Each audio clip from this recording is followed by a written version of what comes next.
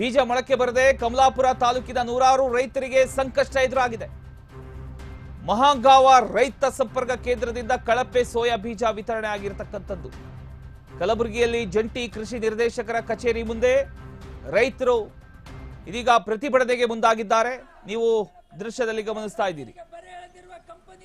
ಕೃಷಿ ಅಧಿಕಾರಿಗಳ ವಿರುದ್ಧ ನೂರಾರು ರೈತರು ಆಕ್ರೋಶ ವ್ಯಕ್ತಪಡಿಸಿ ಪ್ರತಿಭಟನೆಗೆ ಮುಂದಾಗಿದ್ದಾರೆ.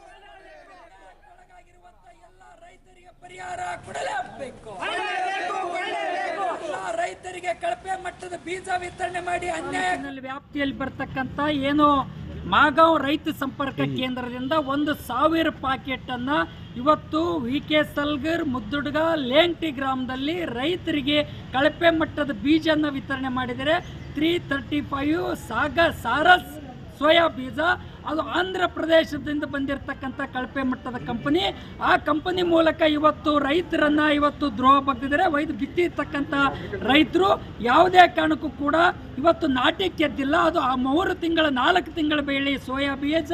ಹೀಗಾಗಿರೋದ್ರಿಂದ ಇವತ್ತು ರೈತರು ಆ ಸೋಯಾ ಬೆಳೆ ಮೇಲೆ ಅವಲಂಬಿತರಾಗಿರ್ತಕ್ಕಂಥ ಅನ್ನದಾತ ರೈತರು ಗೊಬ್ಬರ ಹಾಕಿದ್ದಾರೆ, ಬುಕ್ಕದ ಆಳು ಬಿತ್ತನೆ ಮಾಡಿರ್ತಕ್ಕಂಥದ್ದು, ಸದಿ ಕಳೆದಿದ್ದಾರೆ, ಎಡೆ ಹೊಡೆದಿದ್ದಾರೆ.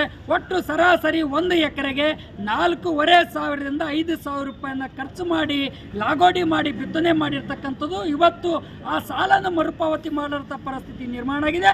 ನಮ್ಮ ಭಾಗದಲ್ಲಿ ಮಿಶ್ರ ಬೆಳೆ ಬೆಳಿತೀವಿ, ತೊಗರೆ ಗುದ್ದ ಹಾಕ್ತೀವಿ, ಹೆಸರು ಹಾಕ್ತೀವಿ, ಸೋಯಾ ಹಾಕ್ತೀವಿ. ಹಾಗಾಗಿರೋದ್ರಿಂದ ರೈತರು ಯಾವುದೇ ಕಾರಣಕ್ಕೂ ನಂಬ್ಕೊಂಡು ಕೂತಿರ್ತಕ್ಕಂಥ ಸೋಯಾ ಬೀಜ ಇವತ್ತು ರೈತರಿಗೆ ದ್ರೋಹ ಆಗ್ತಿದೆ, ಬರೆ ಎಳೆದಿರ್ತಕ್ಕಂಥ ಪರಿಸ್ಥಿತಿ ನಿರ್ಮಾಣ ಆಗಿದೆ.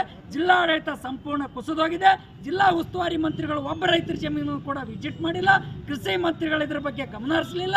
ಹಾಗಾಗಿರೋದ್ರಿಂದ ಜಿಲ್ಲಾಡಳಿತ ತಕ್ಷಣ ಮಧ್ಯಪ್ರವೇಶ ಮಾಡಿ ಆ ರೈತರು ಅನ್ಯಾಯ ಮಾಡಿರ್ತಕ್ಕಂಥದ್ದು, ಕಳಪೆ ಮಟ್ಟದ ಬೀಜ ವಿತರಣೆ ಮಾಡಿದ ಕೂಲಂಕುಷವಾಗಿ ತನಿಖೆ ನಡೆಸಿ ಕೃಷಿ ವಿಜ್ಞಾನಿಗಳನ್ನು ಮಧ್ಯಪ್ರವೇಶ ಮಾಡಿ ರೈತರ ಪರವಾಗಿ ನೆರವಿಗೆ ಬಂದು ಮತ್ತೆ ಆ ಕಂಪನಿಗಳ ಮೂಲಕ ಪರಿಹಾರ ಕೊಡಿಸಬೇಕು. ಆ ಕಂಪನಿಗಳ ಪರವಾನಿಗೆ ಕಪ್ಪು ಪಟ್ಟಿಗೆ ಸೇರಿಸಿ ಕ್ರಿಮಿನಲ್ ಪೊಲೀಸ್ ಕೇಸ್ ದಾಖಲೆ ಮಾಡಬೇಕಂತಕ್ಕಂಥ ಮಾತನ್ನು ಒತ್ತಾಯಿಸಿ ಪ್ರತಿಭಟನೆ ನಡೆಸ್ತಾ ಇದ್ದೀವಿ. ಬೀದರ್